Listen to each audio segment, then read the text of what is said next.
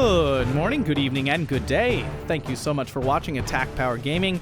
Here we are today with our Best of Steel Division 2 series, and today we are going over light tanks. If you enjoy this content, please hit that like button and subscribe. It really helps the channel out and is completely free to you. Let's dive right in.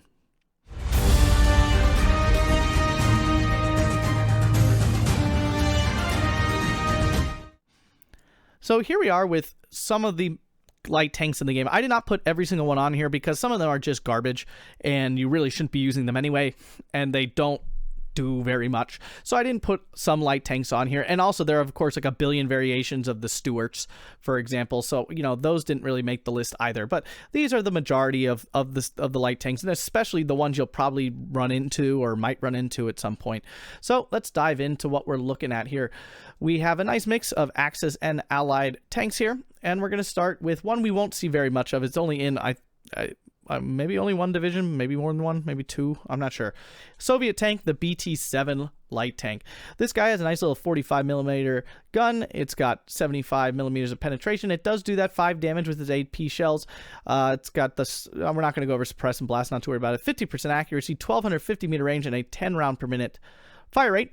Very thin armor, okay, and that's going to be a pretty good theme across here. The thing that makes this guy special is this right here, this 86 kilometer per hour road speed. I believe this is the fastest tank in the game. It's obviously very fast. It keeps up with armored cars. It's faster than most infantry a lot of infantry transports. This thing is a very interesting little unit to use. I can't remember what division it's in. I wish I did. It's one of the Soviet divisions. So yeah, interesting little light tank here. We're going to hop on down to the T-26. This one comes up in a lot of different divisions, Axis as well. It's also got that 45mm gun, and it's the exact same here. It's the 20K, as you can see. So same exact on that. They both have a DT machine gun. This one has basically the same armor, a little bit more on the side, except this one is very, very much slower. It's 31 kilometers per hour and 25 off. The T-26, though, is actually quite effective. So what makes light tanks in general so good is they're just so cheap, and they give you armored firepower at a really, really discounted rate. They obviously are not for killing other tanks. They are for killing armored cars, transports, light vehicles, and suppressing and supporting infantry. And they do this job really well. You want these guys like in towns and light forests and things just being really hard to deal with and forcing your opponent to bring in units that have AT in order to kill them. They can be really effective. So if you force your opponent to bring in, you know, a 40-point tank or something, or a 40-point AT gun, or, you know, an 80-point tank or a 30-point infantry squad with AT to kill this thing, well, I mean, you're making out. And especially if you kill things with it on top of it all, you're really making out with these things. And I find T-26s actually perform pretty well for their cost. They're dangerous little tanks. Continuing on here, we have the Panzer II Lux. This is actually an autocannon weapon here, and it's got the KWK-38L55, and it is firing 45mm penetration. It's got that 2 damage because, again, it's an autocannon. It's firing 103 rounds a minute at 750 meter range. It does move at a nice 60 kilometers per hour, which is quite a nice clip for a tank. Again, very light armor. Most things can penetrate it quite easily, including like rifles, AT rifles. I really like the Panzer II Lux. It's essentially, think of it more like an armored car than necessarily a tank, but it does very well. These autocannons in game perform great. They support your infantry really, really well. These guys can even, you know, if you're within 750 meter range and you like catch out an AT gun, these can often kill the AT gun pretty successfully. They're very dangerous. They're nice to drive around. They're pretty quick. So very useful unit, very fun to use. Continuing on, we are actually going to skip over here to the Stewart, and this is the good old M5A1, which is also known as the Stewart.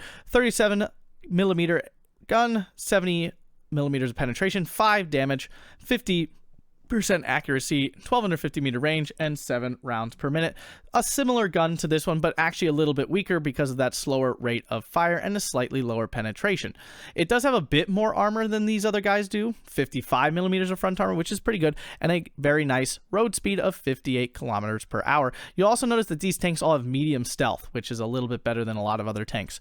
So, and a double machine gun. So the Stewart is quite a capable little light tank, mainly actually because of this double machine gun, which really increases their suppression rate on infantry and makes it a much more useful support weapon for your infantry fights, especially in things like towns and forests and stuff. These guys can really make their presence known. Now, I would not take these over a Sherman, so that's the awkward thing with Stewarts. They come in divisions that have Shermans, and Shermans are absolutely awesome at close range and just do what the Stewart does far better for 50 points more. Yeah, the Stewarts are much cheaper, but most of the time your response is going to be, I'd like more Shermans. So that's always the issue with the Stewart, and why it doesn't see a lot of play is it's in a lot of divisions that have a better option in the Sherman.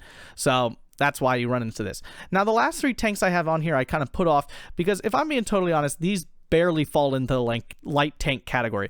The game classifies them as light tanks. In practice, they don't really function that way, especially the Panzer III and the Valentine 9. These guys are essentially medium tanks. Let me be perfectly clear. They really function as medium tanks in game. The Turan II is about to really start to function as a medium tank. And one of the biggest differences with these 3 is that they have 10 health instead of 8. So all these other light tanks have 8 health, which means that medium tanks and stuff will kill them in one shot. These other ones here have 10, which means it takes 2 shots like it does for all the other medium tanks and stuff, which makes these way more like medium tanks than like light tanks. So I'm putting them on here because the game says they're light tanks, but I'm telling you that these are really closer. The Turan is close to a light tank, but it's getting a buff. It's just gotten a buff up to 10 health. So, like, it's now like it's a really gray area whether you can really classify these as light tanks, but price-wise, they're priced at light tanks. The Valentine is actually priced as a medium tank. T-34 has the same price, so I would strongly argue the Valentine is just a straight-up medium tank, but hey, that is what the game classifies that. So let's start with that Valentine right here.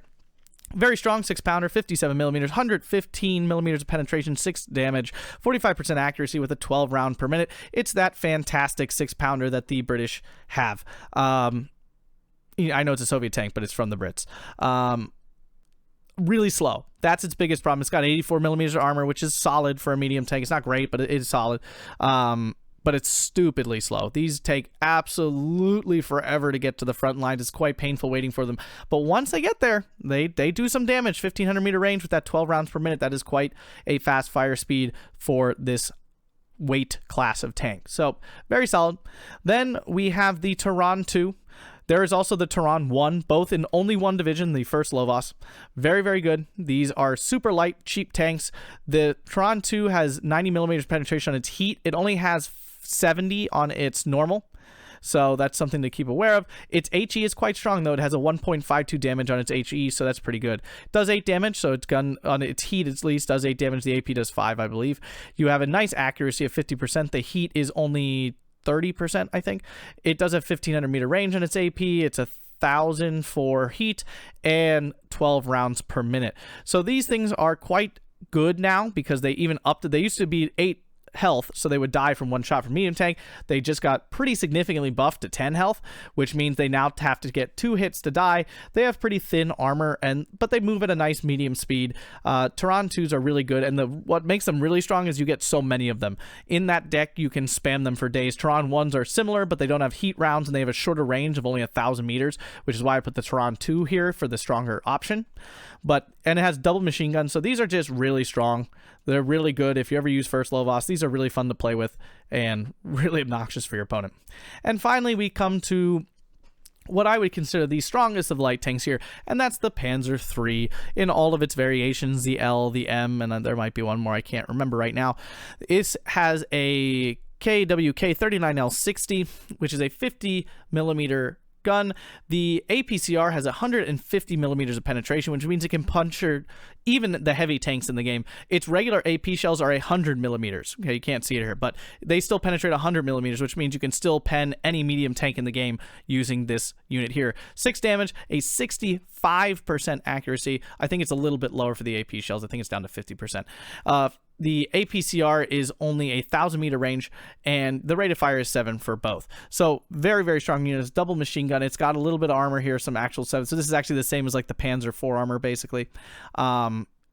Okay speed at 40 kilometers an hour. Not great, but it'll get to the battlefield. Panzer IIIs are absolutely fantastic. They're one of the best tanks in the game because of their cost. They only cost 40 points, and they can kill tanks that cost up to 130 points, which is kind of ridiculous.